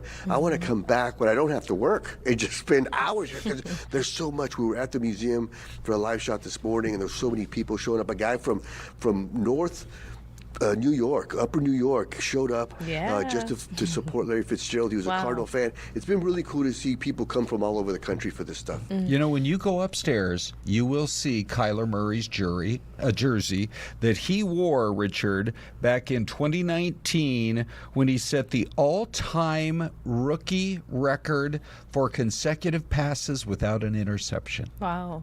Pretty cool. very jersey that And he you see, wore. that's the kind of stuff my inner nerd just loves. I know, you're gonna have a meltdown. The 9-year-old self in me will be here all day if I could. Okay. Hey, we got to run, though, but what about the game tonight? What should we be watching for? Des and I were talking about Carson Beck. It's going to be kind of fun to see how he does. Yes. He's gonna play a lot. They're gonna give him a nice long look, maybe the whole first half, at least the majority of the first half. And that's the guy I'm gonna have my eye on for sure, because throughout training camp so far, in individual drills, he does okay. He looks like a rookie. But then it's real interesting when they do the 11 on 11 and say, okay, this is a 2-minute drill. They put time up on the clock and they put a scenario. He seems to dial in, and when he's just not really overthinking it and just reading and reacting, the guy has some game. So I'm curious to see, what happens with a different color jersey on the other side of the football. Mm-hmm. All right, Richard, thank you. That door there was not helping you be discreet. It needs some oil. Right? Come on. I know, right? Exactly. Supposed to travel with some WD-40. But who can say no to that face? This you is wouldn't true get in love. trouble anyway. It is true love, buddy. And it's reciprocated for sure. What's that saying? Do first, apologize later. Yeah. Thanks for that, Richard. All right. Hey, we got a great interview with Des coming up now with Dr. Jeremy Driscoll. Yes, Dr. Driscoll, thank you so much for joining us on the show this morning. How are you? Great. Thank you for having me. Yeah, just tell us where you practice, where you're at right now, and then we'll get into today's topic. I am an emergency medicine physician. I work for the Honor Health Hospital System, mostly on the east side for the Scottsdale campuses. I am currently at our Thompson Peak Hospital in the North Scottsdale area. Amazing. So there's this online trend with our teens and young children, or kids, right, that are on social, seeing this Benadryl challenge kind of going around. What is this challenge and why is it concerning, and why should parents really be in tune with their children and make sure that this is not something that they're taking part in? Yeah, this is an incredibly dangerous challenge. This first came up in about 2020, and it became really popular on TikTok, where teens and kids were taking tons of Benadryl, or the generic name diphenhydramine, and they were doing it to get high and hallucinate. It got to the point in 2020 that the FDA actually asked TikTok to remove all videos that were related to this sort of challenge to kind of reduce the risk of spread. But, we saw a little fall off, but last year we saw a big rise of this challenge coming back. And even in 2026, we've seen a dramatic rise of kids trying to take so much Benadryl that they're going to overdose on it to try to get high. And it is an incredibly dangerous medication when taken in high quantities. Wow. And part of the report, too, shows that, I know you just said it did trail off a little bit, but recent numbers are showing that 4 teens have died in the past several months alone, because kind of this is picked back up again. As a parent, what signs should we be looking for if our child has potentially taken part in this? When do we need to start raising the red flag and notice what those are? I think first thing is, asking your child, if they know about this, if their friends have told them about this, because that's going to be the most impactful thing, I think, to prevent this. But signs that you would see typically, in emergency medicine, we always get trained on this mnemonic, and it's hot as a hair, mad as a hatter, dry as a bone, red as a beet. And so those are the symptoms we typically see. The skin is very flushed. The pupils are dilated. They might be agitated or altered. They can have seizures actually from this as well. And, those are the big signs and symptoms that we look out for when suspecting a Benadryl overdose. So how serious can it be? I mean, we all take, I don't know. I guess I don't take Benadryl, but probably have all maybe taken it. We've all taken it at some point, Des, probably, or a similar medicine. At what point do you get into overdose territory? And maybe you could adjust your remarks more for kids, teens, that kind of a thing.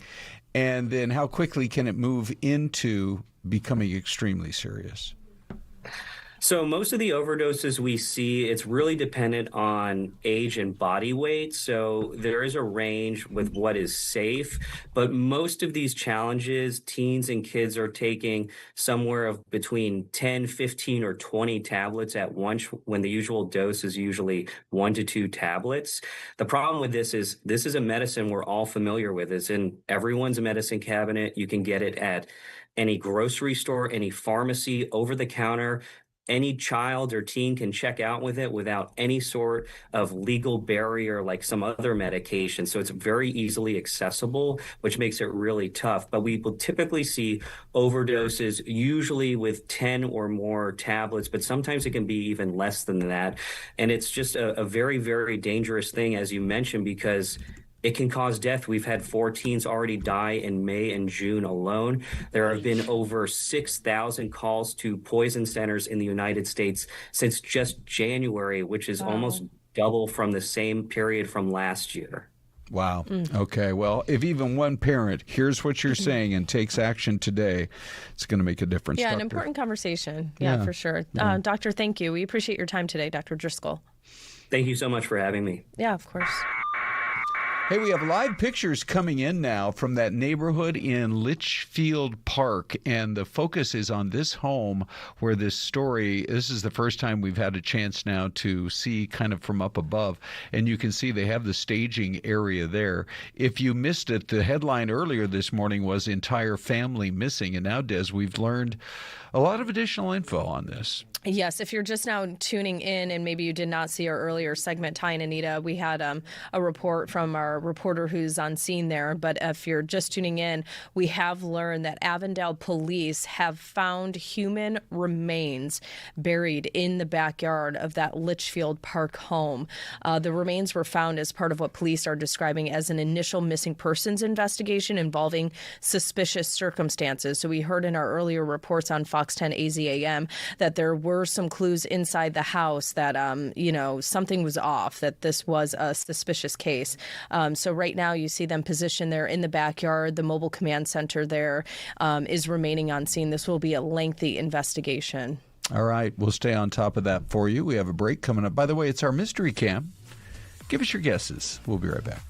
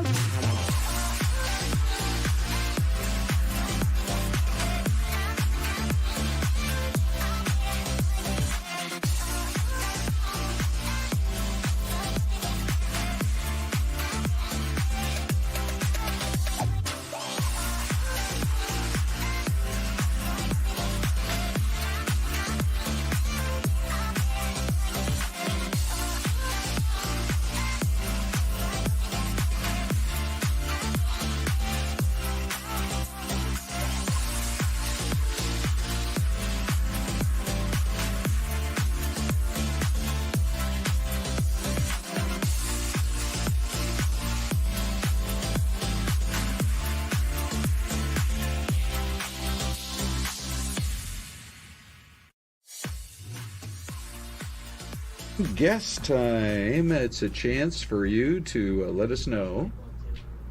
Where do you think this is, Des?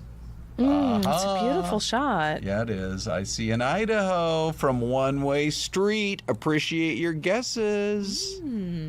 All right. Not too many, but No. Outlaw Dynamo says, hey, I think this is a city in New York. Okay. Well, you're the expert in that regard, Des. Yeah, It I'm doesn't not sure look that's like New York, Buffalo, though. no, No, yeah. it definitely doesn't All look right. like Buffalo. So what do you think? Gosh, this one's tough. Oh, by the way, there's like so many clues, but somewhere south. Yeah, Jared. Jared says Bama. Okay. Okay. Oh, and we have another guest in New York from Louis here. What do you want to go with? I'll go. Wow, Alabama. Okay. I am going to go New York. It's a little bit of you a are. wild. It's a little bit of a wild guess, but there. You see that dome stadium way off in the distance? I think, and I've only been there once, and it was like 20 years ago. I think it could be Syracuse because they have that dome stadium with a white roof. It could be a lot of other dome stadiums, right? Look at you. You've been there. I lived in there that close, And and you I've never never went been. to Syracuse? No. Yeah? Okay. Well, you're a Actually, Buffalo girl. I so- wanted to go to Syracuse. My parents wouldn't let me. Is that right? Yeah. Wow. Well, it worked out the best for you, They had Des. they had a certain reputation for, parties. Is that right? I didn't know that was the deal. We're getting some inside New York information here. You're right. Here we go. The It's answer Syracuse. is. There you go. There you go. Okay, one last look. I don't know. It used to be called the Carrier Dome. I don't even know what it's called now. Syracuse These arenas change names. Yeah, they sure do. So often. Yeah. Beautiful. Hey, let's talk to Nick Burns. He is a Google search trend expert. That sounds like kind of a fun job, if you ask me. It does. Yeah. But almost a job, Nick. I'm not sure. Sometimes I'd want to know what people are searching. It's true. There's a lot of really great, interesting things. I think that's one of the best parts of my job is really seeing what's top of mind for people. And, you kind of get a little insight into everyone's mind about, what's top of mind for them. Yeah. I bet. Well, this time around, we're talking a little bit about back to school trends. We have the funniest schedule here in Arizona. Some schools have already been already in class for a month. Oh, yeah. Since July. I know. It's But the colleges, especially, they're still a few weeks away. What are you seeing that maybe we could all learn from in terms of Google search and the school year? Well, it's probably no surprise that searches for things like backpack, 3-ring binder, notebook, pencil case, those kind of searches tend to spike every August. But we're seeing some interesting spikes around Hello Kitty backpacks, spray ground backpacks, Those are the top trending school supply items searched in the past month. And K-pop demon hunters, all their school supplies are still, super top of the list. So people are still loving K-pop demon hunters this year. I thought you were going to dig into if there was a Michael Jackson trend, because the movie, I know all of my grandkids are all about Michael Jackson now. What Yeah. about that? Oh, we didn't see that pop in our search trend this time around, but you can always go to google.com/trends to see what everyone's kind of searching for in real time.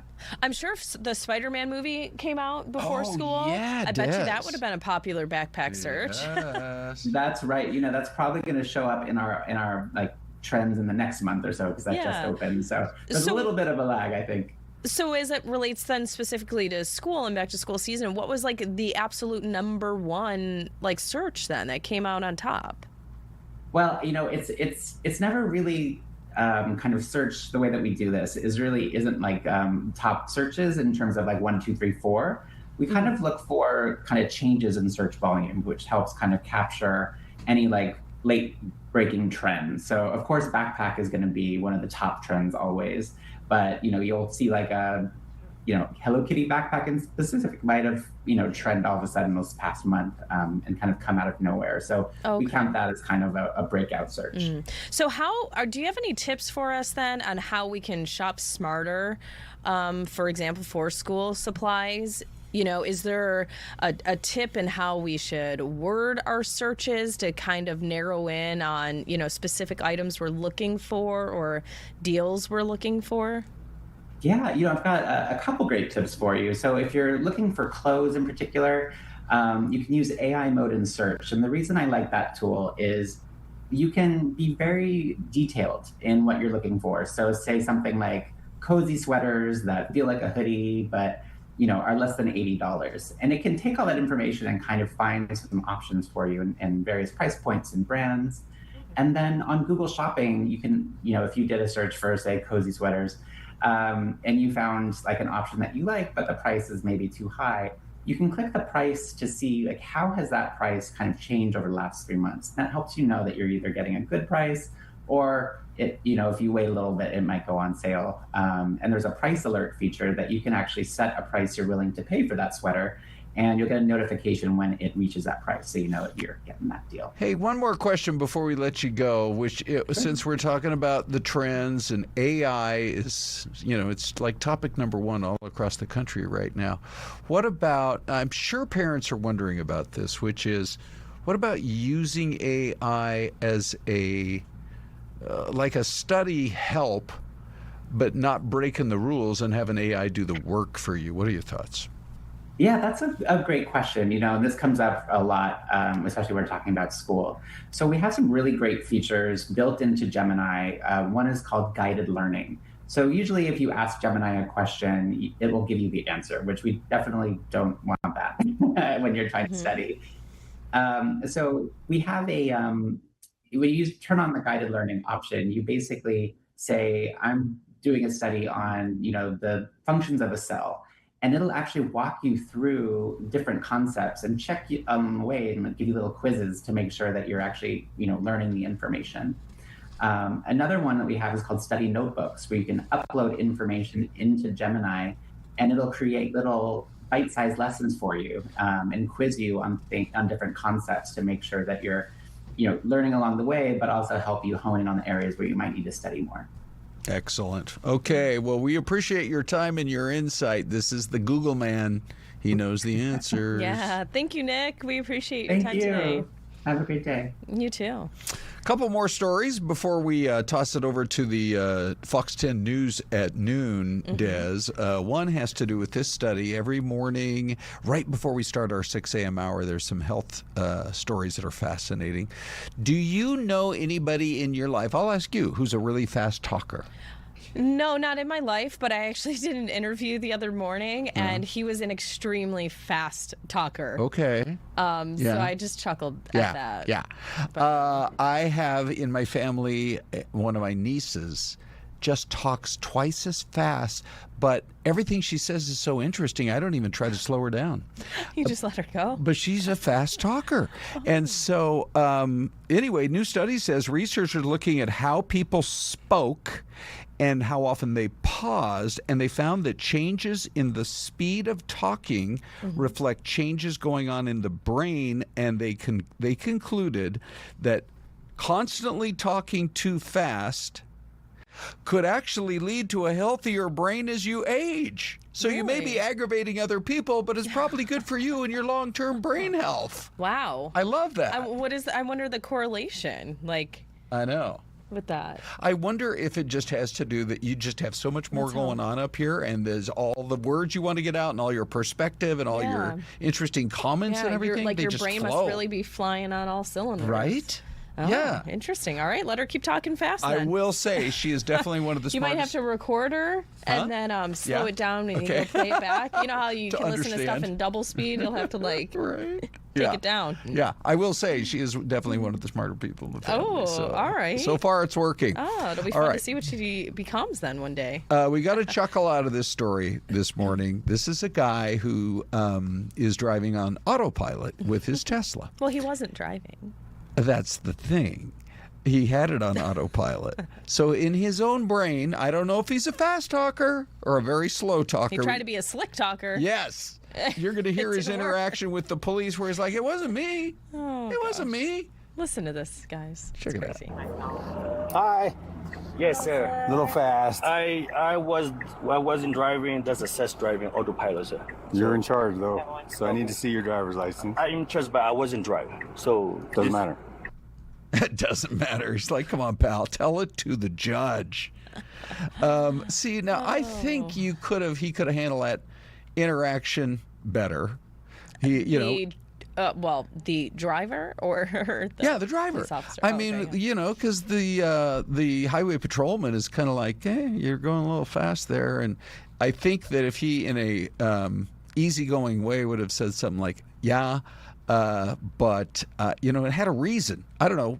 He was late for a job interview, or he is about to miss a flight or something, and like tell him why you were going so fast. Isn't this kind of funny? It kind of proves like how quick people are not on their feet. Like they didn't come up with something else. Oh, I know. That's very true. I just, he starts making that argument. And I think at that point, if I was the officer, I would have folded my arms and just say, give me your license. You're going to get a ticket. You know what? I'm sure some attorney out there will probably, I don't know, are they going to take up this case or something and maybe try to argue the fact that, he really was not driving, my gosh. But no, the officer says, listen, you are still responsible. You're the human in this vehicle. You're sitting behind the wheel. Right. You are, at the end of the day, responsible. The only person, Des, who hasn't voted in our TV poll question today is Big D. So, that roused him. Here we go. It's National Gossip Day. Who gossips more, Dave? When we checked, it was the women. This shocks me. They're gossiping more than men? What? I would never gossip because I love you guys, and I would never share your secrets. So they're safe with me. Locked away. Yeah, my wife likes to gossip. There you go. And Des will tell you, I proudly proclaim I'm the last guy in the whole gossip chain at work. The very last guy in the newsroom. There'll be an announcement coming out tomorrow, a new shift change or staff. Yeah, Ron's like, wait, what? I missed it. There's right. It's Ron. Oh yeah. Wait, what? That's my phrase. Wait, what? Oh, anyway, we got to wrap it up. Yeah, that's it. You can slide on over to Fox 10 at noon with Ty and Danielle. We'll see you tomorrow.